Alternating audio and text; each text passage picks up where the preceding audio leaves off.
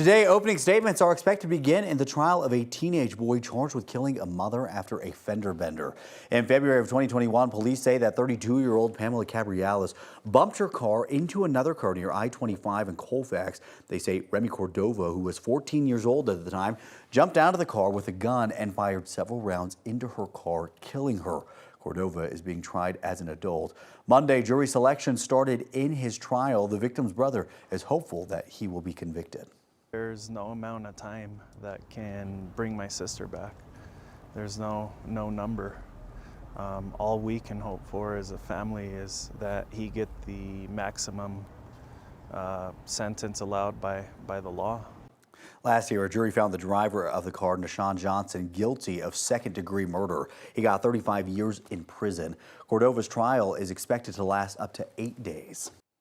Today, we'll hear more about a project years in the making that will transform the area around Ball Arena. It will basically become another downtown area for the city of Denver.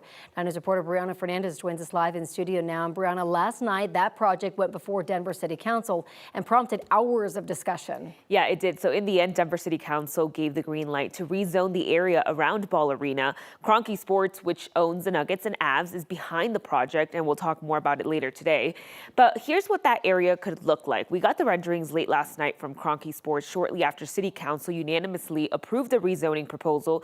The company proposed a 10 to 12 million square foot development on the 55-acre property. So the neighborhood will have a mix of residential and commercial spaces. And the plans will include new high-rises, bike lanes, open spaces, and amenities like artist spaces, as well as child care facilities. Last month, Kroenke Sports promised in exchange for the exemptions for building height limits and rezoning of that area, they would make sure that both the Nuggets and the Avs stay here in town until 2050. Not everyone was on board, saying the development will block mountain views. Others came forward in support of the plan, including the Downtown Denver Partnership, which says they are confident this will improve the city. Investment that supports socioeconomic resilience and the overall vibrancy of our city has never been more important. Based on KSC's efforts to achieve the Downtown Area Plan's vision and the terms of the Community Benefits Agreement, we are confident this project will result in transformative, positive growth for downtown that will be felt throughout the region. So today, Kroenke Sports will hold a news conference to discuss the long-term redevelopment project around Ball Arena. That's expected to start at 11 this morning. So, of course, we are going to bring you updates of that news conference, both on air as well as online. For now, I'm in the studio, Brianna Fernandez for 9 News. Looking at those renderings, it would be quite the change there. All right, Brianna, thank you.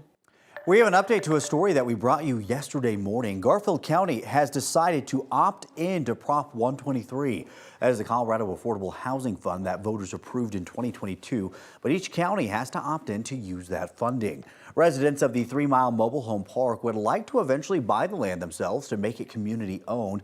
Before they can do that, they have to fix some critical infrastructure problems. They believe the Prop 123 funding would be perfect for their effort and also for other working class residents who want to improve their homes. Now that Garfield County commissioners voted to opt into the fund, the county will need to apply to get that funding from the state before the end of the month. With a little more than 2 weeks until Election Day, Democrats in Colorado are reminding voters of their rights.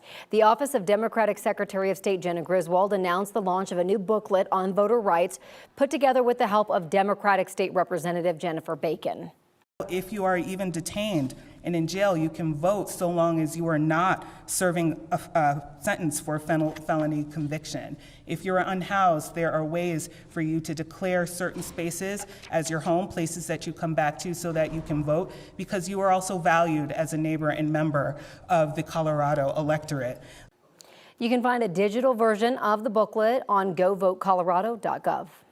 Former President Donald Trump is making gains with Latino voters despite years of anti-immigrant rhetoric. 10 years ago, about 70% of Latinos voted Democratic. New data suggests that number could fall to the low 50s this election cycle. Latinos say that one of the main reasons is discontent with the economy, and the other is immigration. Hispanics that have come into America legally and have actually become Americans, they are the ones that are most against illegal immigration. When they do it right, they do it correctly. They have a love for the country, and they respect the rule of law. Latino voters and advocacy organizations argue neither party spends enough time mobilizing and focusing on Latino voters in between elections to build long-lasting support. Our team is making it easy for you to get all the information you need before Election Day in 2 weeks. Just text the word VOTE to 303-871-1491, and we're going to text you back with a link to our full voter guide. The Navy has identified the 2 crew members who died last week in a jet fighter crash near Mount Rainier. They were Lieutenant Commander Lindsay Evans and Lieutenant Serena Wildman. The 2 women were part of the Electronic Attack Squadron 130, known as the Zappers. The 2 women had finished a deployment in the Middle East in July. Ford is warning electric vehicle owners to stop using adapters for Tesla supercharger networks. Back in February, Ford began offering free adapters for EV owners to use on Tesla superchargers. Now, the company says that they found a potential issue that could reduce charging speeds over time or even cause permanent damage to the charge port. If you are affected, make sure that your address is updated on Ford's website by Thursday, because the company will begin sending out replacement adapters starting next week. Well, it has still not snowed, and it still has not dropped down to 32 degrees or even close. Our average first freeze, which is a 32 degree or lower reading, October the 7th. Average first snow in Denver, October the 18th. Just as a reminder, it is October the 22nd. And our latest first freezes, our last 5 first freezes for us here in Denver, you might note we haven't hit freezing yet, and this is very likely going to end up being our latest first freeze since 1974. That said, next week we could be dealing with some snow, perhaps, and maybe some freezing temperatures as well. I'll have details on that in my full forecast in a couple minutes. Erica? Chris, thank you so much. It is 6:09 and Sky9 is up and over a pretty massive scene in the Commerce City area this morning. If you're going to be traveling in the area of Pontiac and 80th Avenue, looks to be somewhat of a residential area this morning. We don't have too many details as to what exactly is happening here, but we're seeing a lot of fire crews, which may indicate that there was a fire. We're, of course, not seeing any flames or smoke, but we're seeing a lot of fire officials out this way, just outside of this residence. So just something to watch out for. Again, this is in Commerce City in the DuPont area along Pontiac Street, just off of 80th Avenue this morning, kind of sandwiched between 76 and Highway 2.